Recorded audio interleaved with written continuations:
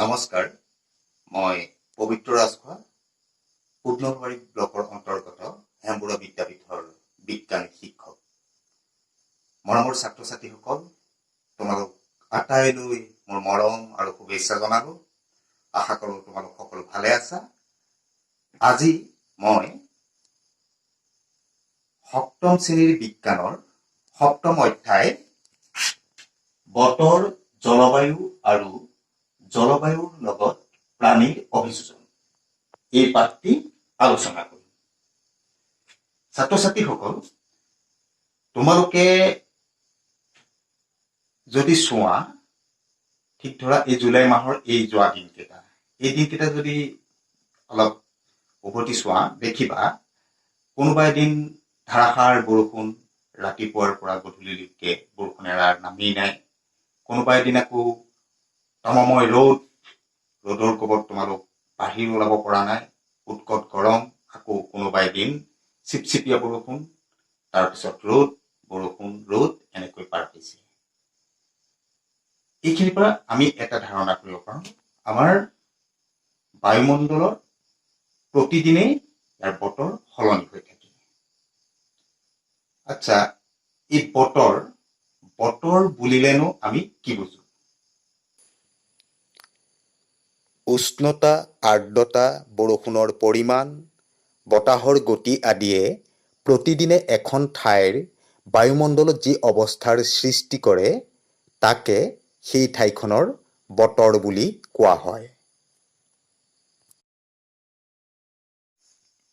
উষ্ণতা, আৰ্দ্ৰতা, বৰষুণৰ পৰিমাণ, এইবোৰেই হ'ল বতৰৰ মূল উপাদান। এতিয়া আমি দেখিছো, তোমালোকে দেখিছা, টেলিভিশ্যনতে হওক, বাতৰি কাকততে হওক, বা আজিকালি মোবাইল ফোনতো এইটো উপলব্ধ, বতৰৰ আগলি বতৰা। এই তথ্যসমূহৰ ভিত্তিতেই দিনটোৰ উষ্ণতা, আৰ্দ্ৰতা, বৰষুণ আদিৰ ওপৰতেই বতৰৰ আগলি বতৰা দিয়া হয়। এতিয়া এই বতৰৰ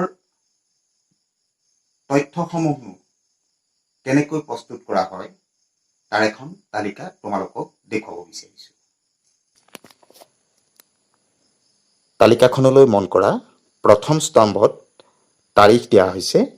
তাৰিখৰ পাছত উচ্চতম উষ্ণতা, মানে দিনটোৰ উচ্চতম উষ্ণতা আৰু নিম্নতম উষ্ণতা। সাধাৰণতে পুৱাৰ ভাগত নিম্নতম উষ্ণতা আৰু পিছবেলা দিনটোৰ উচ্চতম উষ্ণতা লোৱা হয়। তাৰপিছত আহিল নিম্নতম আৰ্দ্ৰতা, উচ্চতম আৰ্দ্ৰতা আৰু বৰষুণৰ পৰিমাণ। এইখিনিতে উল্লেখ কৰোঁ যে বৰষুণনো কিদৰে জোখে। বৰষুণ জোখাৰ যন্ত্ৰটিৰ নাম হৈছে বৃষ্টিমান যন্ত্ৰ বা ৰেইনগজ। এয়া চিত্ৰত দেখাৰ দৰে এটা চুঙাকৃতিৰ নলী, তাৰ ওপৰত এটি চুপি দিয়া হৈছে। এই চুঙাটোৰ জৰিয়তে তাত দাগ কটা দেখিছা নহয়, এই দৈৰ্ঘ্যৰ দাগ কটা আছে। সেই দাগখিনিৰ ভিত্তিতেই বৰষুণৰ পৰিমাণ মাপ কৰা হয়। এনেদৰেই আমি এখন ঠাইৰ এটা সপ্তাহ বা এটা মাহৰ বতৰৰ তথ্য সংগ্ৰহ কৰিব পাৰোঁ। এতিয়া আহোঁ, জলবায়ুনো কি? জলবায়ু আচলতে কোনো এখন ঠাইৰ দীৰ্ঘ সময়ৰ, ধৰা 25 বছৰৰ বতৰৰ গড় নমুনাকে জলবায়ু বুলি কোৱা হয় সেই বিশেষ ঠাইখন। এতিয়া তোমালোকে মন কৰিলে দেখিবা, পৃথিৱীতে ভিন ভিন ঠাই আছে। কিছুমান ঠাইত অহৰহ বৰফ পৰি থাকে, অতি মাত্ৰা ঠাণ্ডা। কিছুমান আকৌ মৰুভূমি, শুকান বালিৰে ভৰা, পানীৰ অভাৱ, পানী নাই। আৰু কিছুমানত গৰম, ঠাণ্ডা দুইটাৰে সমপৰিমাণে উপলব্ধ। এই তালিকাখনত জম্মু আৰু কাশ্মীৰৰ শ্ৰীনগৰৰ জলবায়ুৰ বিষয়ে তথ্য দিয়া হৈছে। প্ৰথম স্তম্ভটোত চোৱা জানুৱাৰীৰ পৰা ডিচেম্বৰলৈকে 12 মাহৰ তথ্য দিয়া গৈছে। এয়া উষ্ণতাৰ ক্ষেত্ৰত দেখা গৈছে দৈনন্দিন সৰ্বনিম্ন উষ্ণতা আৰু সৰ্বোচ্চ উষ্ণতাৰ মধ্যক উষ্ণতা উলিওৱা হৈছে আৰু বৰষুণৰো গড়মান লোৱা হৈছে। এইদৰেই এখন ঠাইৰ ভিন ভিন মাহৰ জলবায়ুৰ তথ্য দাঙি ধৰা হৈছে। এতিয়া ছাত্ৰ ছাত্ৰীসকল, তোমালোকে এটা কথা মন কৰিছানে যে আমাৰ জলবায়ু ভেদে সেই অঞ্চলসমূহত বাস কৰা প্ৰাণীসমূহ ভিন ভিন। যেনে বৰফাবৃত অঞ্চলত যিসমূহ প্ৰাণী বাস কৰে, গ্ৰীষ্ম অঞ্চলত সেই প্ৰাণী দেখা পোৱা নাযায়। আচলতে প্ৰাণীসমূহে সিহঁতৰ বাসস্থানৰ ওপৰত প্ৰভাৱিত হয়, যাক কোৱা হয় জলবায়ুৰ লগত প্ৰাণীৰ অভিযোজন। আমি এই কথাটি আলোচনা কৰিবলৈ প্ৰথমে যাওঁ মেৰু অঞ্চললৈ। মেৰু অঞ্চল উত্তৰ মেৰু আৰু দক্ষিণ মেৰুৰ ওচৰত অৱস্থিত। পৃথিৱীৰ কিছুমান বিখ্যাত দেশ মেৰু অঞ্চলৰ অন্তৰ্ভুক্ত।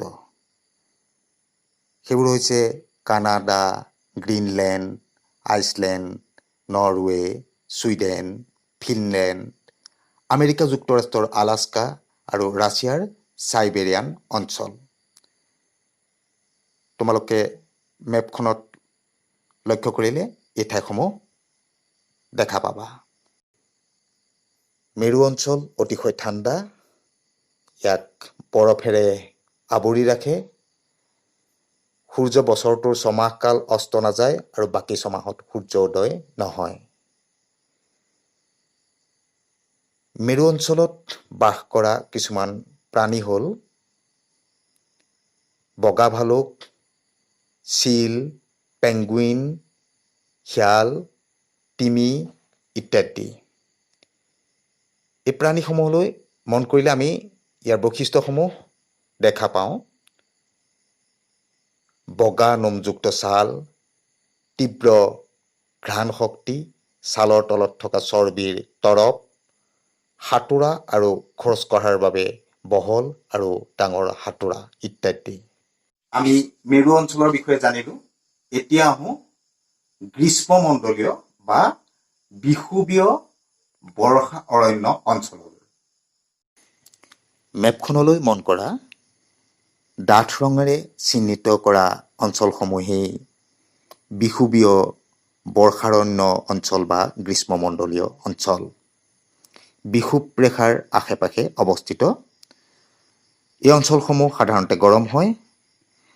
তাপৰ মাত্ৰা সাধাৰণতে প্ৰায় 15 ডিগ্ৰী চেণ্টিগ্ৰেডতকৈ বেছি হয়। গ্ৰীষ্মকালৰ গৰমত উষ্ণতা 40 ডিগ্ৰী চেণ্টিগ্ৰেড পাৰ হৈ যায়।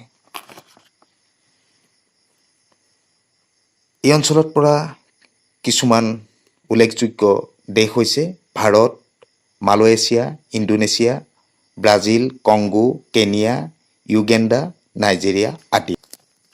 গ্ৰীষ্মমণ্ডলীয় অঞ্চলৰ লেখত ল'বলগীয়া প্ৰাণীসমূহ হ'ল বান্দৰ, চিম্পাঞ্জী, গৰিলা, সিংহ, বাঘ, হাতী, নাহৰ ফুটুকী, জেঠী, সাপ, চৰাই আৰু কীট-পতংগ আদি।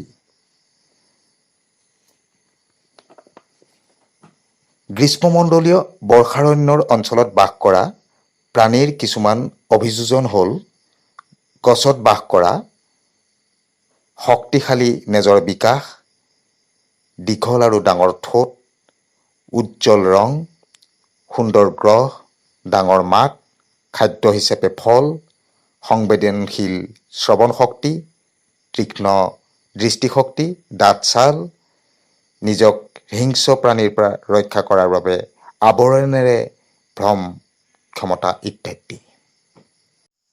ছাত্ৰ ছাত্ৰীসকল, তোমালোকে দেখিলা যে ভিন্ন জলবায়ুত ভিন্ন প্ৰাণীয়ে কিদৰে বাস কৰে। আজি আমি বতৰ, জলবায়ু আৰু জলবায়ুৰ লগত প্ৰাণীৰ অভিযোজনৰ বিষয়ে আলোচনা কৰিলোঁ।